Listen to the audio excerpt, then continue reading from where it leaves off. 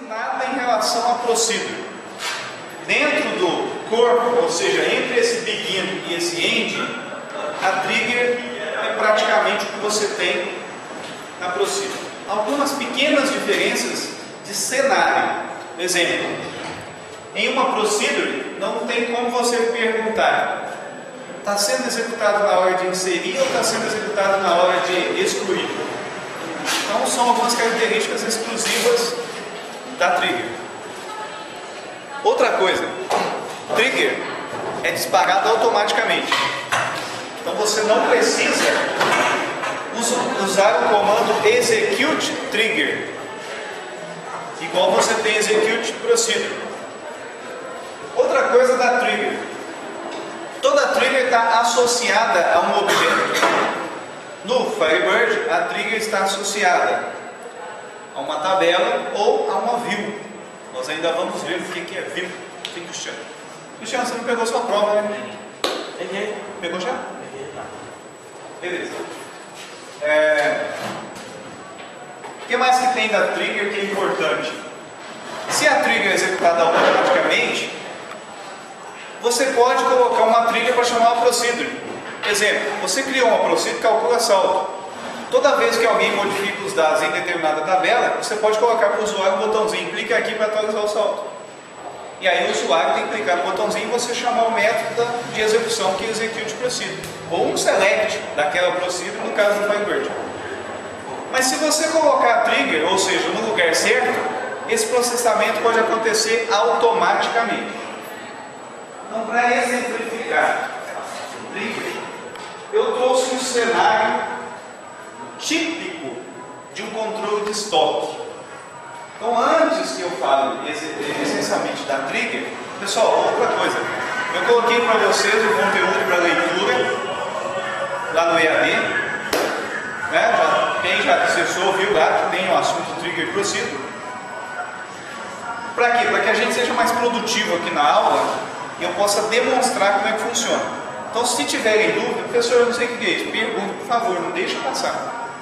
A ideia de trigger é você associar a trigger à tabela. Então, exemplo, vamos conhecer essa estrutura de dados. Olha que estrutura gigantesca, absurda. Pessoal, vou mostrar um recurso do IBEX para vocês fazerem diagrama de banco de dados. Olha só, tem uma ferramentinha aqui, Tool Database Designer. Aí você vem aqui e pega os objetos, segurei o Shift aqui, arrastei, estão aí as três tabelas já relacionadas. Tá? Então esse modelo de dados que nós estamos estudando hoje tem somente essas três tabelinhas. Então eu vou explicar primeiro o que é isso. Aí, agora é certo. Então, olha só. Isso aqui é um super, hiper, mega sistema de controle de estoque que tem uma tabela de saldos. Pessoal, isso aí eu nem coloquei descrição de produto, não interessa descrição de produto. Lembra que vocês utilizaram venda, tinha preço de venda, preço de compra. Eu cortei tudo isso porque para ficar só a essência, aquilo que a gente precisa trabalhar. Então tem aqui uma tabelinha, tipo de produto, o ID do tipo e a descrição do tipo, mas nós vamos precisar mesmo manipular as outras duas tabelas.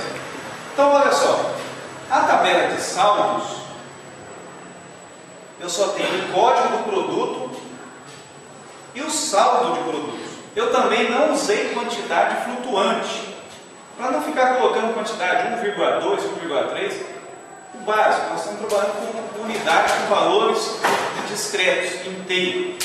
Então, simplesmente você vai ter movimentação de no mínimo um produto. Tá? Pode ser 2 ou mais.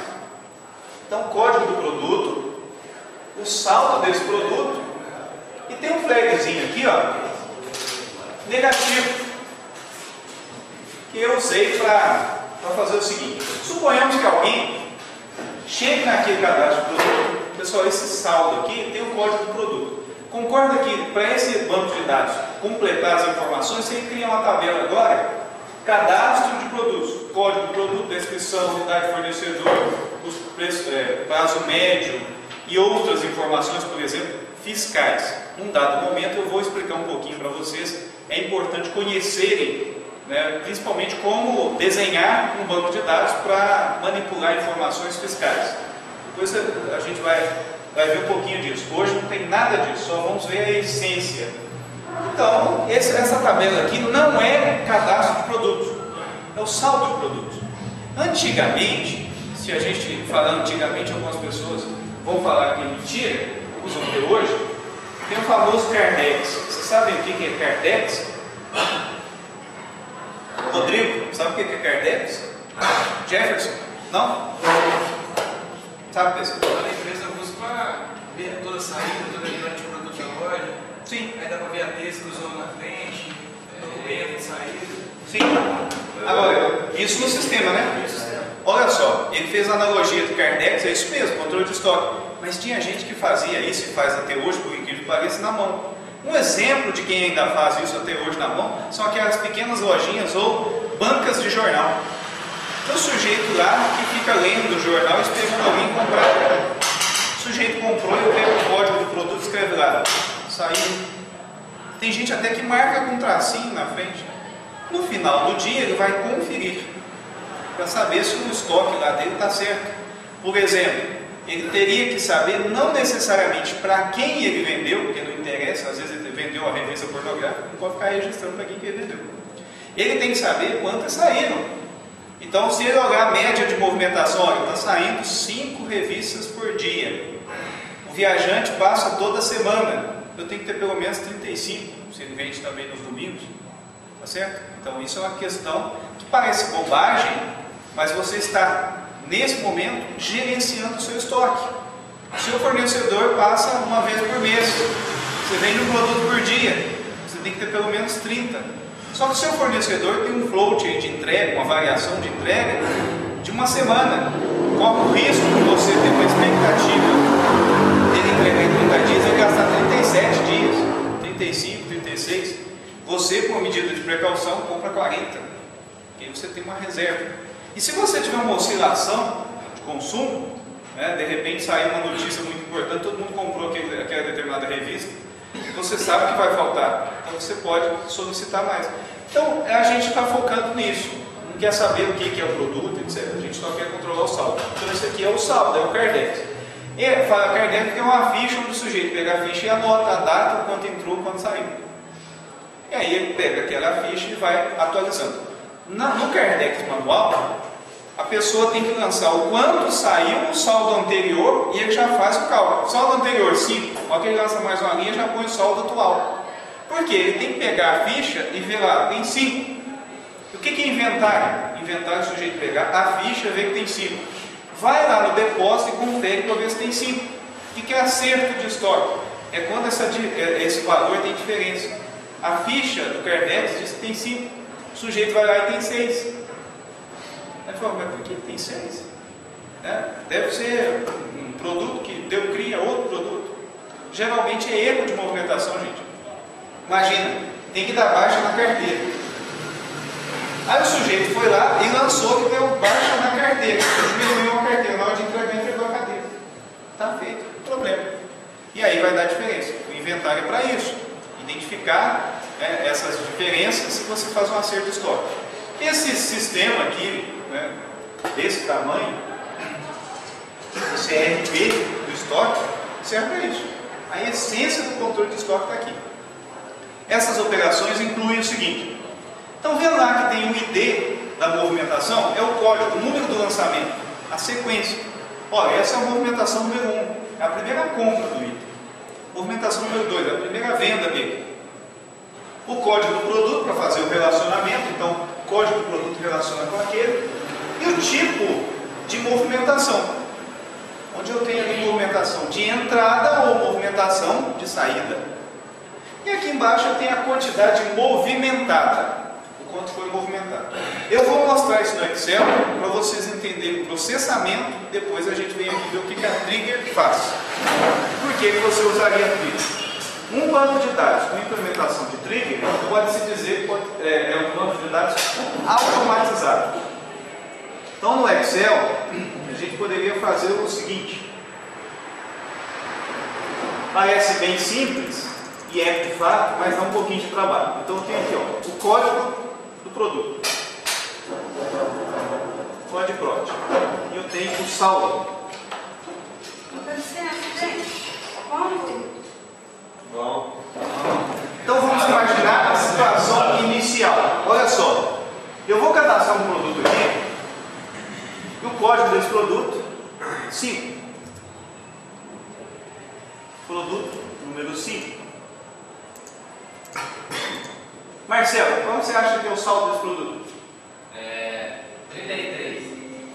Vamos considerar o seguinte: se esse saldo é 33, deve existir um registro na tabela da direita ou não?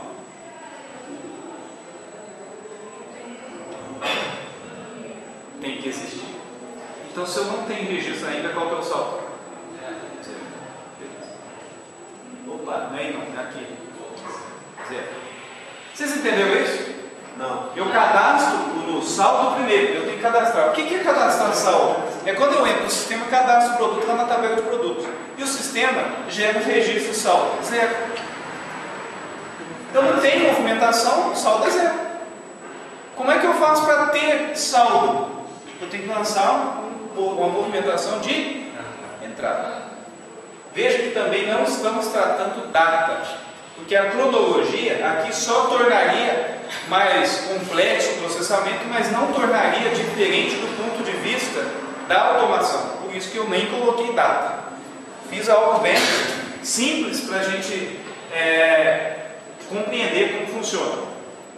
Então esse produto não tem saldo. Vou lançar mais um produto. O produto número 7.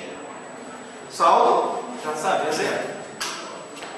Agora imagine o seguinte. Imagine que essa planilha do Excel fosse uma planilha inteligente, com trigger.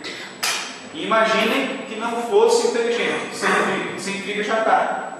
É o que nós estamos fazendo. Agora, se eu tenho então um saldo igual a zero, olha só o que eu teria que fazer usando o Cardex, o método antigo, manual. E dentro da movimentação 1, código do produto 5, tipo, entrada, quantidade 10. O que está faltando, gente? Atualização. Então você vem aqui, saldo anterior 0, mais a quantidade de entrada 10. 10 mais 0 é 10. Beleza. Certinho? Agora eu vou lançar mais um movimento. 2. Produto 5. Tipo, saída, quantidade 1. Saldo anterior menos 1. 9. Certo? Agora vamos fazer o seguinte. Oi? O trigger faz isso automático. É aqui que nós vamos chegar. Olha só o que eu vou fazer agora. 7. E eu vou digitar aqui, ó, movimento 3. Produto 7. Saída 5. Pode? Não. Pode, devendo. Fico com saldo negativo. Olha aí. Tá. Veja o que eu coloquei no sistema. Você sempre tem um flagzinho para dizer se pode ser negativo. O sujeito vai lá no produto e fala assim: pode ter saldo negativo? Quando é que o produto pode ter saldo negativo? Do fisco não pode, mas num ambiente que não está ligado ao fisco pode ter. Seria no seguinte sentido: eu tenho um produto, aliás, eu fiz uma movimentação, não entreguei o produto ainda, tá? Então aqui o saldo está negativo porque eu já adiantei o lançamento, mas não efetivei a movimentação, tá? Mas de qualquer forma isso indica que tem uma coisa errada. Então, eu poderia ter, neste momento aqui, ó, a hora que eu gravasse esses 5, o sistema poderia vir aqui olhar, pode ficar negativo? Não. E o sistema já responderia assim, ó, lançamento não permitido, porque o saldo será negativo. Então, mais uma restrição que eu poderia colocar. Tudo bem, o que mais que eu posso fazer então? Eu poderia fazer isso aqui, olha só. Produto 7. Aliás, vou colocar outro produto. Produto 6. Lançamento é 4. Produto é 6. Tipo, entrada 10. Existe esse item na tabela de produtos? Não. Ele poderia vir sozinho aqui, adicionar o 6 e colocar já o saldo 10. Concorda? Concordo. Então o que significa? Com base no lançamento da movimentação, eu posso ter essa tabela alimentada.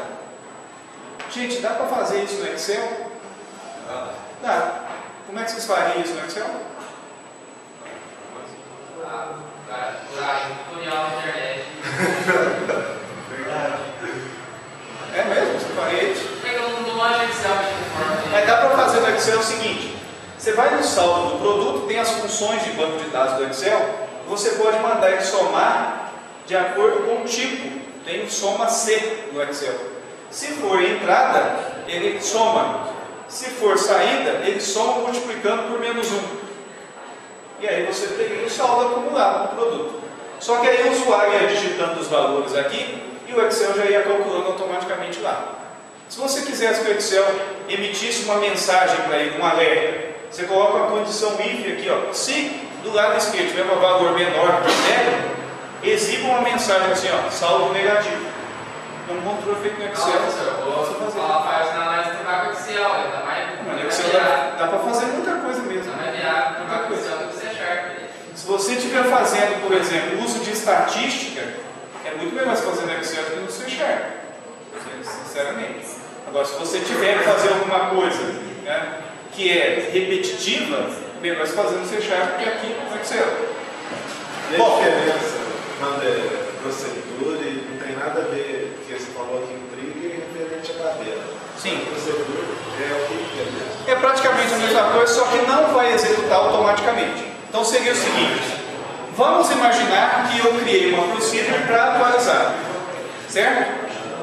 Aí o que eu poderia fazer? Uma série de lançamentos. Aí teria um botãozinho do programa assim, ó, calcular saldo. Usuário, clica no botão calcular saldo. Quando ele clicar nesse botão, vai executar o método execute procedure lá. E essa procedure vai pegar os dados e acertar o saldo. Esse processo seria interativo, concorda? Você teria que ir lá e explicitamente pedir para que a procedure fosse executada. Qual que é a diferença? A trigger, ela pode executar automaticamente. Mas por que eu falo que ela pode? Porque a construção da trigger pode ser de forma que ela só irá executar se necessário. Mas a trigger, trigger vem do conceito de gatilho, que quer dizer disparar, gatilho automático. Ele dispara sozinho. Na verdade, esse sozinho é uma mentirinha, né? Porque não é sozinho. É quando você movimenta os registros. Exemplo, quando você muda alguma coisa, insere mais um, deleta. Essas são as situações que você tem a trigger disparar. Fazendo uma analogia então do C Sharp, então, a procedura seria tipo quando clica lá no calcular. E no trigger, quando tem duas caixinhas de texto, você coloca lá, já coloca para multiplicar o comando das duas, você coloca 2 e 2. Dá para fazer até uma analogia mais precisa. Em C Sharp você pode ter um método, ok? E uma propriedade, ou um valor, um atributo. Quando você coloca um valor, você coloca um valor em um determinado atributo, esse valor pode ser utilizado para gerar uma informação. Exemplo, você tem uma classe que calcula imposto de renda. À medida que você vai alimentando os atributos necessários para o imposto de renda, você precisa de um método para calcular o imposto a pagar. Então você tem uma classe com atributos e um método para calcular o imposto. Você poderia fazer o seguinte: como é que você coloca o valor na classe ou no objeto? Se você criar propriedades públicas, abertas, o usuário pode ir lá e fazer acesso à memória e mudar. Então qualquer método, qualquer acesso através de uma variável vai conseguir realizar a operação e atribuir o valor lá no atributo daquela classe, daquele objeto. Mas geralmente você trabalha com encapsulamento. O encapsulamento é o quê? Não permitir que o usuário vá lá e já mude o valor da propriedade. Então o que você cria? getSet. São os métodos para atribuir para ler o valor. Esse método set não é um método que coloca o valor no atributo. Imagina que esse método chama automaticamente o método calcular imposto. Certo? Ou seja, por detrás da sua sequência de códigos, existe uma arquitetura pronta para disparar o método. Essa construção do banco de dados seria o seguinte: eu criei um método que, quando eu atribuo valor a um determinado campo do objeto, automaticamente aquele método é executado. É uma trigger. Então essa é a diferença. Faz a mesma coisa, só que um faz automático e o outro você tem que explicitamente chamar. Essa é a diferença básica. Agora, existe uma outra questão que é a seguinte: a procedure tem parâmetros de entrada. Lembra que a gente cria a procedure, abre parênteses e vai colocando todos os parâmetros de entrada? Igual na prova tinham lá os parâmetros de entrada, e o parâmetro era a disciplina, o ID da disciplina, que eu até pedi para vocês fazerem sempre da disciplina 1. Então, quer dizer, a procedure pode ter uma variável, um valor de entrada, um parâmetro de entrada, pode não ter nenhum, pode ter vários. E a trigger sempre terá como parâmetros de entrada os campos da tabela a qual ela pertence. Então, a trigger, os parâmetros de entrada dela você já sabe que são os campos da tabela. Então, se eu criar uma trigger nesta tabela, ok? Essa trigger receberá o registro em questão, aquele que eu estou manipulando. Faz as manipulações que a trigger suporta. Insert, update, delete. Eu posso inserir e a trigger fazer alguma coisa. Exemplo nesse caso aqui: quando eu inserir uma movimentação aqui, a trigger pode ir lá verificar que aquele produto não existe e criar ele na tabela de saldo. Ou quando eu lançar uma movimentação, o produto já existe lá, ela atualizar o saldo com base na movimentação de entrada e saída. Ou eu venho aqui e excluo um item aqui, ela exclui lá. Eu também posso pôr uma trigger lá, se eu excluir aqui também. Não só excluir, eu poderia, por exemplo, mandar uma mensagem: olha, não pode excluir o item que tem movimentação. Melhor do que colocar uma constraint, porque vai aparecer no usuário assim, ó, violação de chave do usuário. Acabou, é uma linguagem só, um comando só, uma mensagem só. Você com uma trigger consegue tratar isso diferente. Um exemplo de trigger também, gente, muito interessante é o seguinte: é você tratar versionamento ou log. Um exemplo seria o seguinte: tem uma situação, um caso real que eu participei há pouco tempo. Um desenvolvedor precisava fazer uma aplicação para gerenciar processo, mapeamento de processo. Então ele teria o nível mais alto, macro processo. Um macro processo pode ter N processos. O processo pode ter N subprocessos. O processo tem N atividades. E as atividades têm N tarefas. É uma hierarquia. E aí o que é mais interessante? Cada objeto desse, ou cada nível desse, pode ter uma validade no tempo. Exemplo: existe um processo, vamos falar, um macro processo, que é o registro de notas acadêmicas da FACEP. O registro de notas acadêmicas se dá através do processo de avaliação que o professor, depois de avaliar, lança essa informação no sistema. E vamos imaginar que esse processo tem um regimento que diz o seguinte: o aluno precisa, até 31 de dezembro de 2013, de 70% para aprovação. Mas aí em 2014 vai ter uma mudança.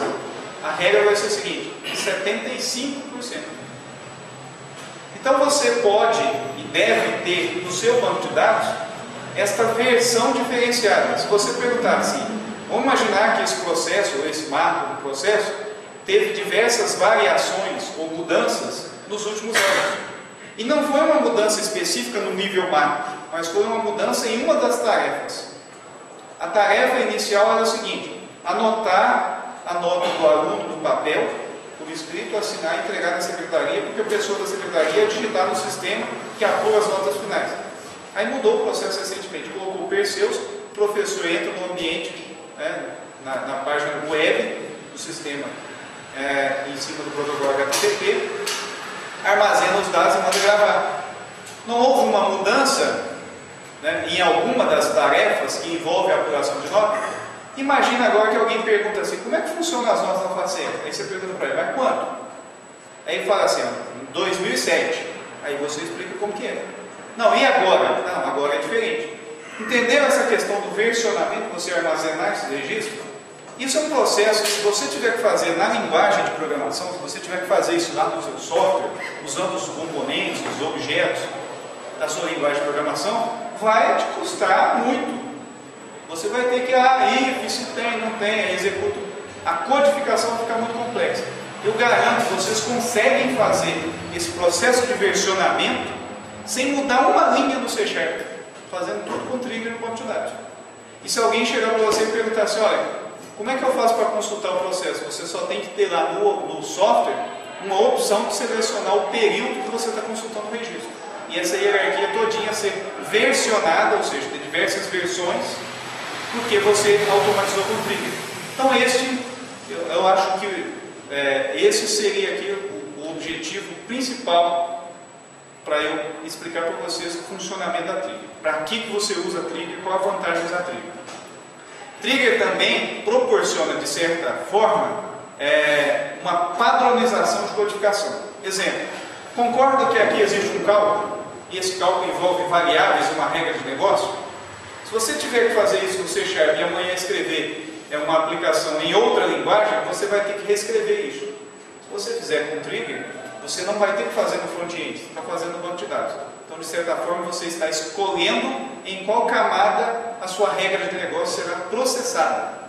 Pode beneficiar do ponto de vista de uso de tecnologia, para o servidor aqui processar tudo, pode ser também do ponto de vista do trabalho de desenvolvimento, porque você concentra o código. Pode ser, inclusive, com relação ao banco de dados, característica única do usuário. Exemplo disso, o cliente X da empresa de desenvolvimento de software tem uma regrinha diferente. Vai lá e muda só a trigger dele. Aí você não precisa fazer a trigger na trigger do outro, não. Só um cliente vai ter isso na trigger dele. Dá um pouco de trabalho gerenciar banco de dados com múltiplas versões de metadata? Dá trabalho. Mas é menor trabalho do que trabalhar diversas versões na codificação do sistema. Outro aspecto importante. Alguém desenvolveu um software. E o software trabalha com um conjunto limitado de dados. Você precisa de uma tabela a mais ou de um campo a mais. Use trigger. A trigger pode, de certa forma, complementar esse processamento que o desenvolvedor não colocou na versão do software. Para vocês terem ideia, isso também eu já utilizei num cenário onde a empresa precisava de um software que atendia 95% da demanda. E aquilo que faltou a gente implementou com tabelas de usuário e triggers.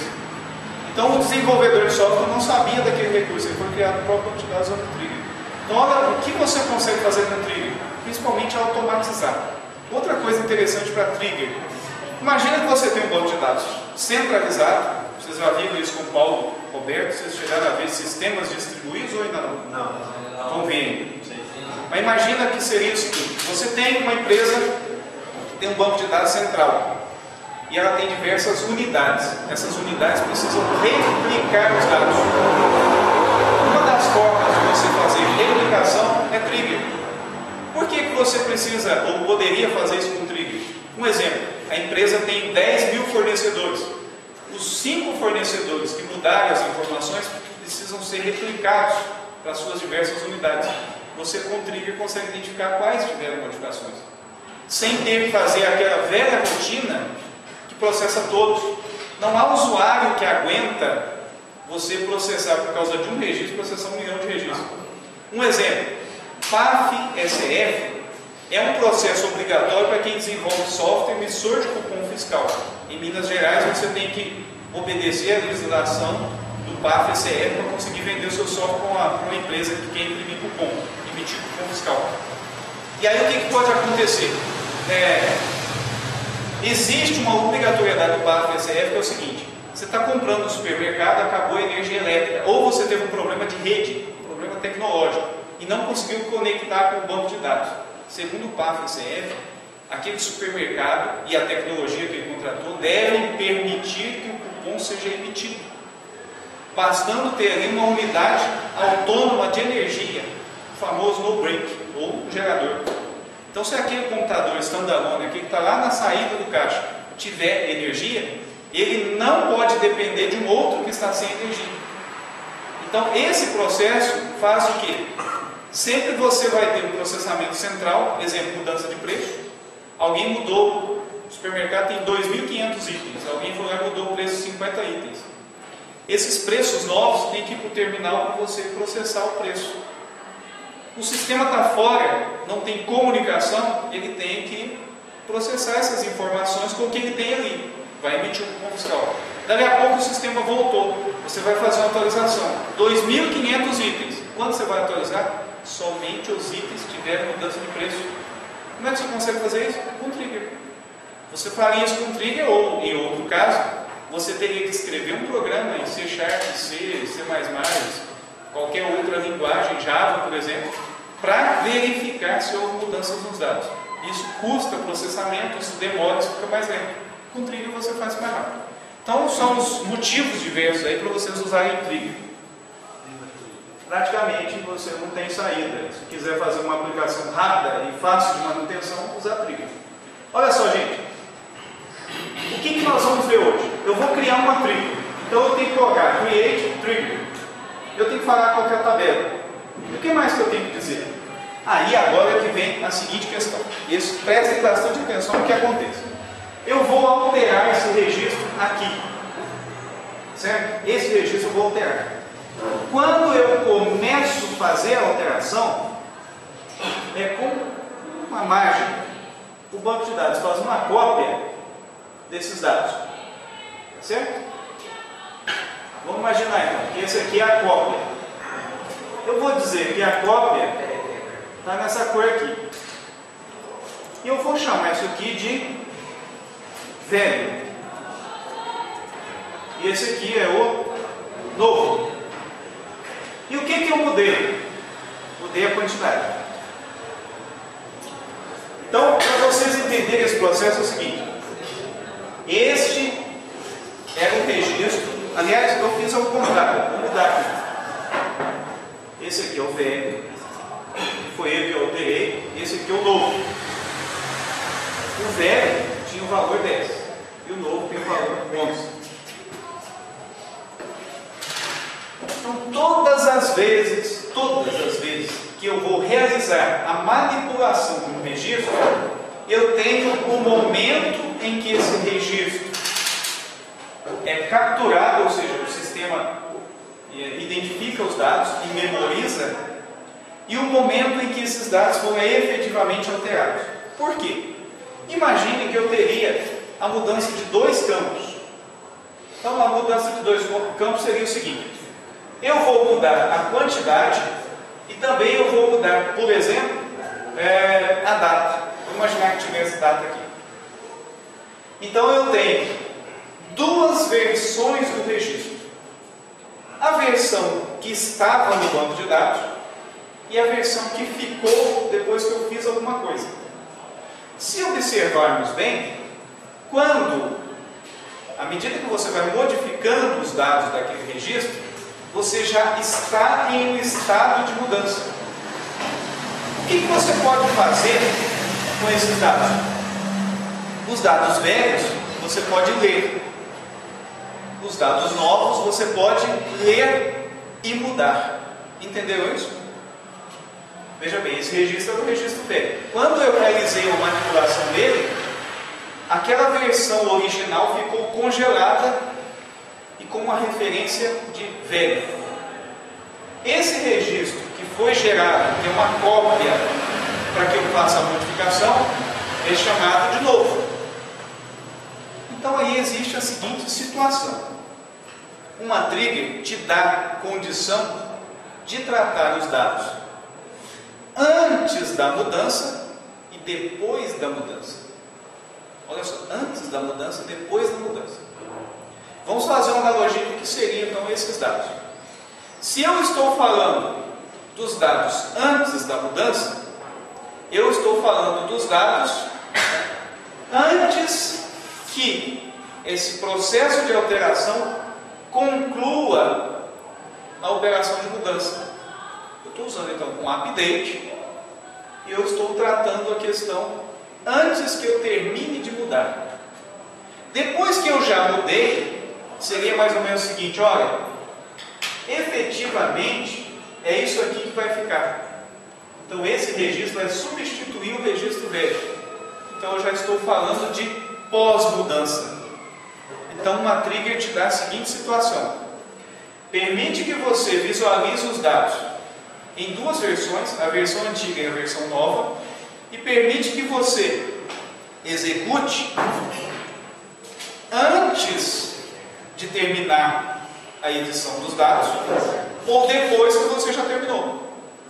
Por isso que a hora que você vai escrever a trigger, você precisa, gente, isso aqui velho você vai usar old e novo você vai usar new. Simplesmente traduzindo. Olha só como é que fica na prática. Aqui eu tenho uma trigger. Essa trigger aqui é para validar o saldo negativo. Aliás, vou falar de uma outra coisa que é mais simples ainda, antes de entrar nos detalhes. Olha só que interessante essa trigger. Sabe aquela tabelinha de movimentação que eu criei para você colocar o ID da movimentação, o código do produto, o tipo de movimentação e a quantidade? Só esses campos? Eu quero o seguinte: eu quero que o número da movimentação, o ID dela, não tenha que ser fornecido pelo usuário.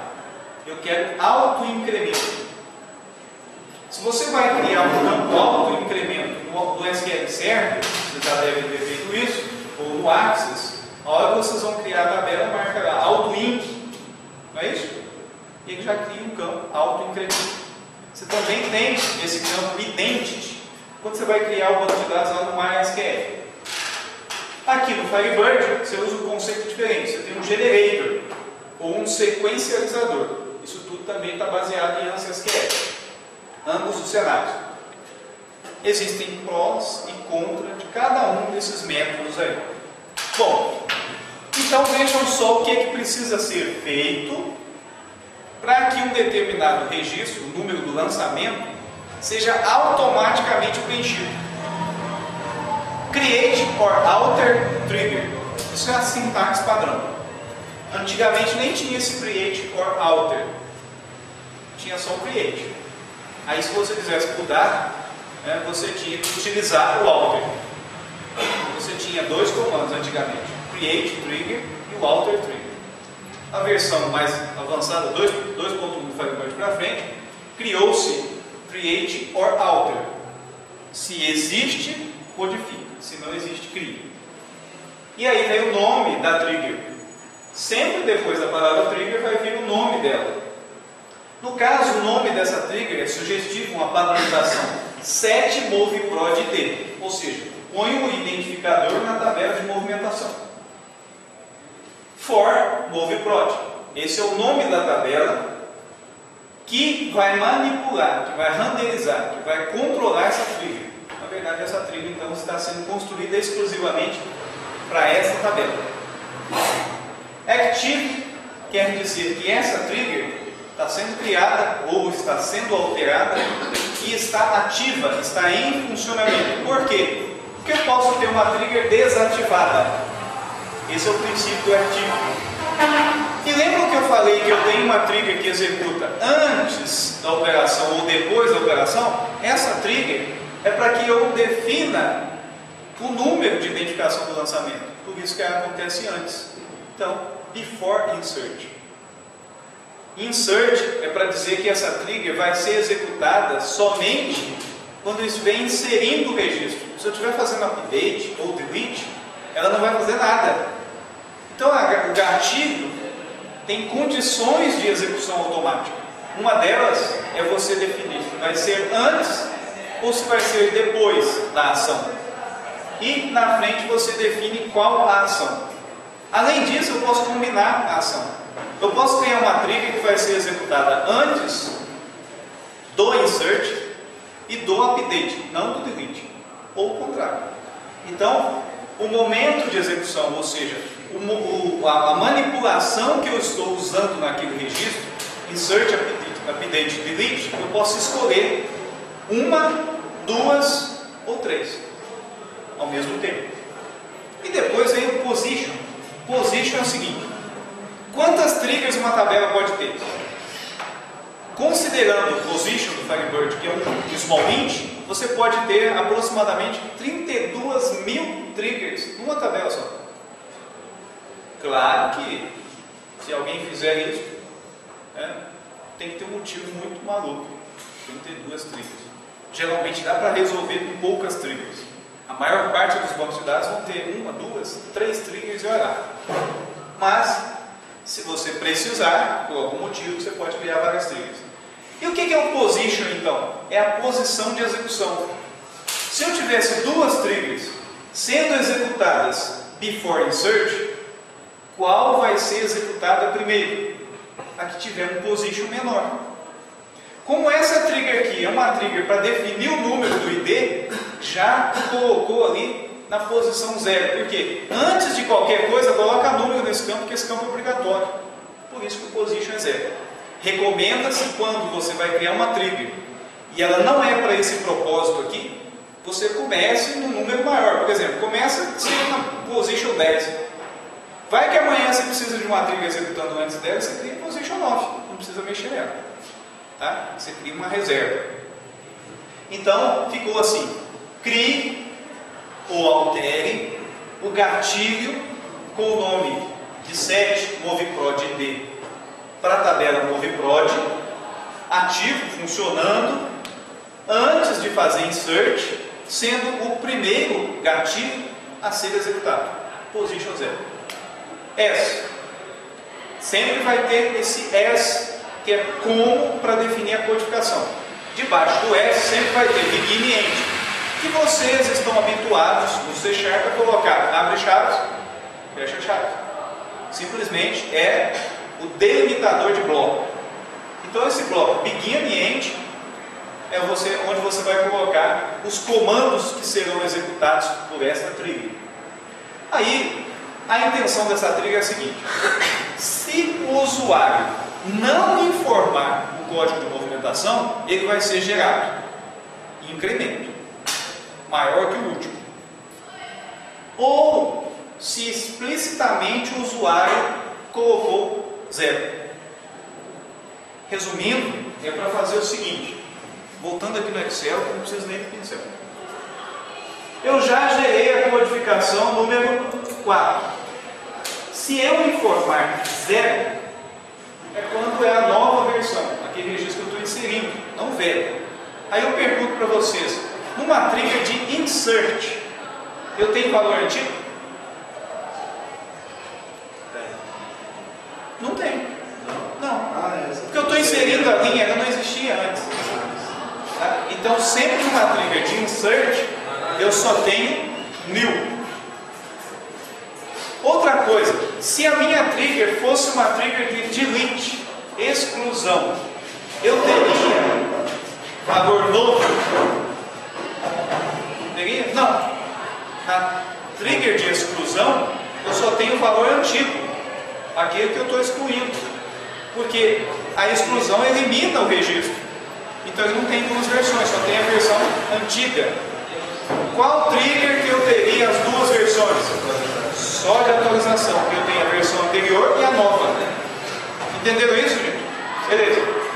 Então, olha só, a trigger de insert, inclusão.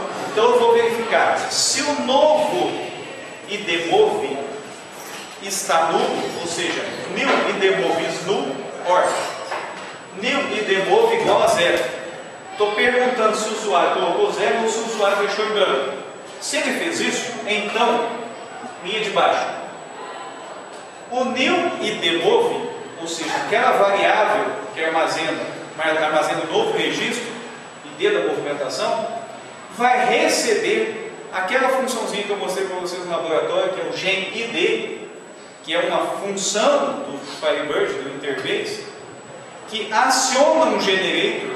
O generator, em outras palavras, é um sequencializador, simplesmente um contador. E esse número 1 é para incrementar positivamente. Se o valor anterior era 1, troço vai ser 2. Resumindo, se o usuário não preencher o valor ou preencher com 0, essa trigger aciona o generator e pega mais um valor dele e retorna para a variável e demove. Então, esse código aqui é a síntese para você criar campo de autoincremento do Firebird. Nossa, professor, eu vou ter que guardar isso tudo aí, escrever toda vez. Que trabalheira! O que eu posso fazer com isso? Você poderia fazer o seguinte. Claro, você pode escrever a trigger na mão, lá no script executivo. Mas você pode também usar esse método aqui mais interessante, que seria o seguinte. Vamos falar que esse tipo de produto vai ter, vou colocar aqui, zoom. Então eu quero criar uma trigger para ele. Olha o que é uma ferramenta. A ferramenta vai ajudar vocês a trabalhar. Clica 2 vezes.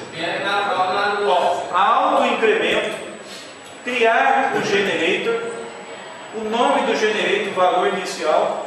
Aí você vem aqui embaixo, clica no OK.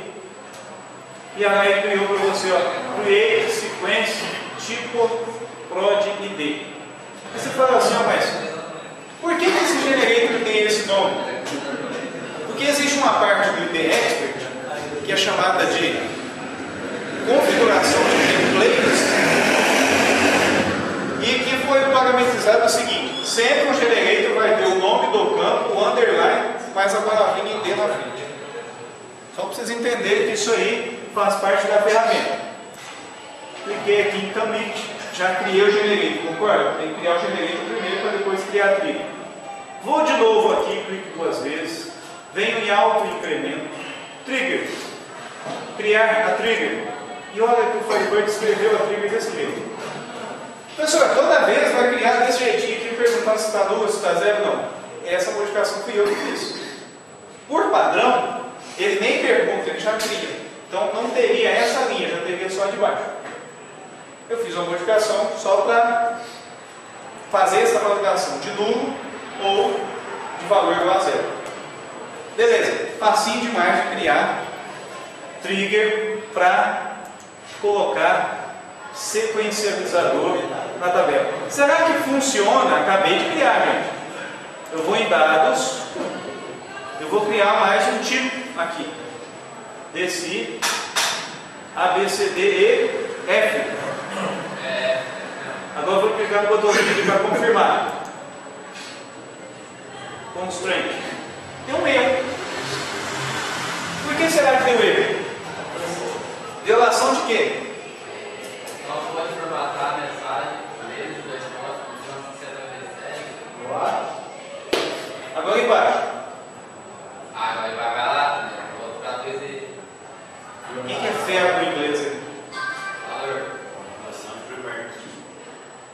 Relation forward chave.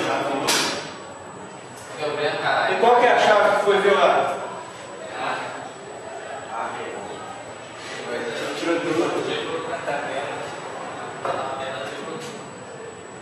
Violação de chave primária ou chave única.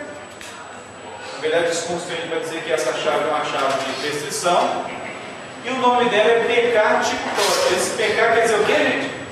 Aqui. Então, ele quer dizer o seguinte: olha, a trigger tentou colocar o número que já existe. Em outras palavras, vamos ver por que ela fez isso. Por que o senhor fala no salto do IBX para fácil da taxa? Para que o próprio IBX possa traduzir? Não, o senhor fala de uma aula explicativa, assim, vai a funcionalidade do programa, entendeu? Então, na verdade, quando você faz um programa em C# para o usuário, você tem que escrever assim, ó, caríssimo usuário, você esqueceu de preencher o campo tal. Aí, eu queria mandar. Mas se você não fizer assim, o usuário, olha, ele vai dar um print da tela, salvar em PNP, vai mandar no instant message para você. Na verdade, você precisa só daquela áreazinha que tem o erro, e ele te manda até a imagem de fundo da família dele. Vai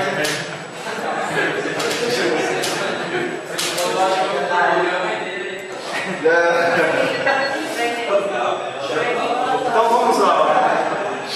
Vamos achar o generator. Lembra do generator que foi criado?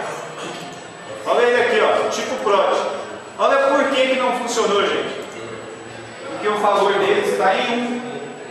Então nós temos que mudar esse valor para 5, que foi o último. Aí lá o comando alter sequence tipo prod id restart with 5. Também. Beleza. Agora vamos testar de novo. Tabela, tipo de produto, dados. 5 já está ali, vamos criar mais um. Olha só, gente, vou colocar a letra F e vou clicar no botãozinho. O que vai acontecer? E aí eu vou confirmar. Pessoal, vamos ver de novo. Observe isso. Provavelmente vai cair na prova. Olha só. Eu vou inserir mais um registro. Olha só. Desci aqui mais uma linha e vou informar 0. FG. Olha só. Estão vendo que quando eu confirmei, ficou 0 ali ainda? Na verdade eu não confirmei, eu só postei os dados. Vou confirmar com o commit. Efetivamente vou enviar os dados para o banco de dados. Vai chegar na trigger, vai? A trigger vai verificar que é 0. O que ela vai fazer? 7. Beleza? Agora olha só o que eu vou fazer. Vou vir aqui e vou informar o valor 10. Vai aceitar? Vai mudar. E o generator ficou onde? Ficou em 7. Se eu mandar gerar, vai gerar 8.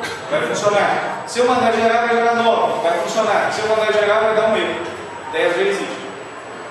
Então vocês têm que tratar isso lá no C#. O banco de dados vai cuidar disso para vocês. Outra coisa interessante que eu vou fazer é isso aqui, ó. Eu vou clicar no botão aqui, adicionando o registro. Pessoal, vou fazer o seguinte, olha. F12.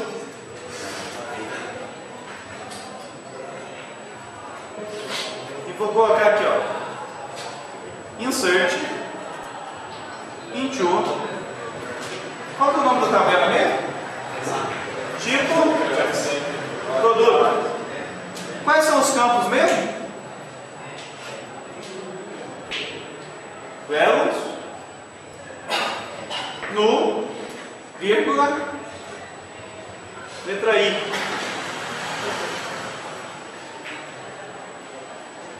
Vejam só, estou fazendo um insert e estou enviando o valor nulo.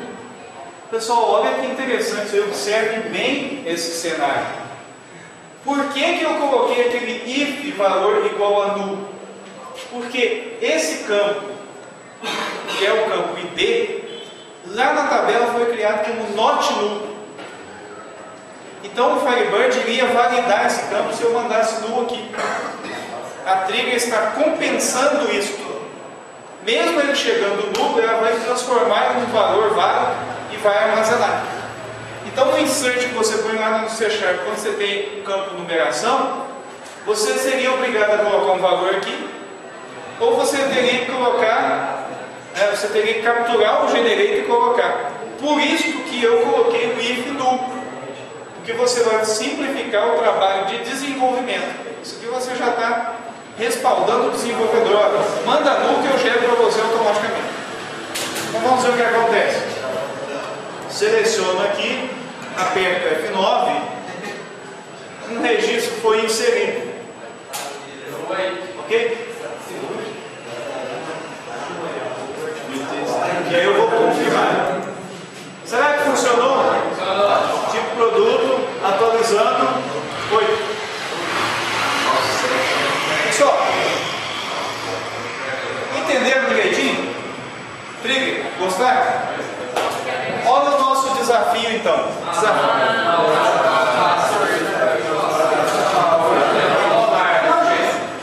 Desafio só.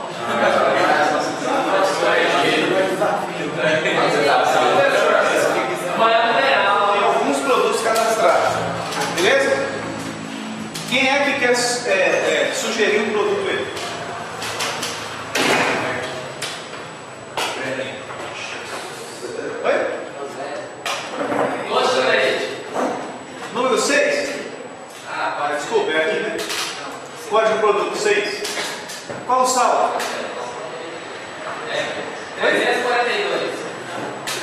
342.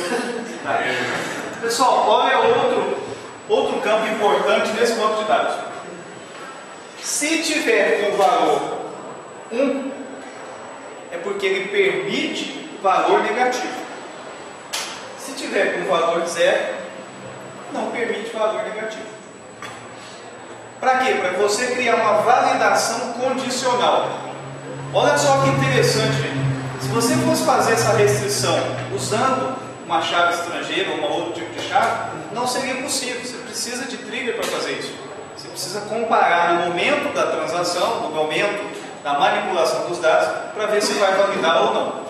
Então, olha só. Negativo? Permitir negativo. E aí eu vou clicar nesse botãozinho aqui. Salvar os dados e confirmar. Esperto. Viu só? Por que ele ficou assim? Não tem movimentação. Por isso que eu perguntei, desculpa aí. Professor. Você falou que é saldo lá, mas não deu certo. Vamos lá agora. Movimentação. O código do produto é 6, não é? Olha só. Dados. Tipo de... Concorda que eu não preciso informar o número da movimentação? Concordo. Qual o produto que eu vou movimentar? Produto 6. Pode ter saldo negativo? Pode. Então eu poderia lançar até mesmo uma saída agora. Verdade. Mas eu vou lançar uma entrada. Certo? Vamos colocar uma quantidade pequena aí, para você vai abusar, vai falar um pouco de 25,777. Não, só inteiro, só vai dar. Mas 5 que dá para sair. 5. Ok, gente, ó, vou colocar 5 aqui. Clicar nesse botãozinho, clicar no botão confirmando. Gerou 14 aqui. Cliquei no botão confirmar. Vou voltar agora na tabela de saldos. Vou mandar atualizar a tela, porque a tela está desatualizada. Buscar a transação. 5. Beleza? Qual que eu falo aí? Beleza. Vamos lá agora. Voltamos na tabela de movimentação. Daí. Mas como que ele chama a trigger? Por que ele chama trigger? Se eu vier aqui na tabela, olha as triggers que eu criei. Antes de inserir, tem aquela que gera o sequencial. É a set moveprod id. Para validar o tipo, foi essa trigger moveprod valida tipo. Se você não usar o E maiúsculo, ou se você não usar o S maiúsculo, ele vai validar. Então uma trigger para isso. Se você fizer um insert, ele vai usar essa nova movimentação. Se você usar um update, você vai usar esse valida tipo também. Por que o update tem valida tipo? Imagina que alguém foi lá e lançou ou E ou S. Quando ele for modificar o registro, ele colocou um J do tipo de movimentação. Tem que validar de novo. Aí a trigger fala assim, olha, tem que ser E ou tem que ser S. Tem mais triggers? Tem essa aqui, ó, move prod alteração. Essa aqui, só no update. E quando ele excluir, tem essa trigger aqui, ó, exclusão. Então esse funcionamento aqui está dependendo de 1, 2, 3, 4, 5. Na verdade, 1, 2, 3, 4, 5.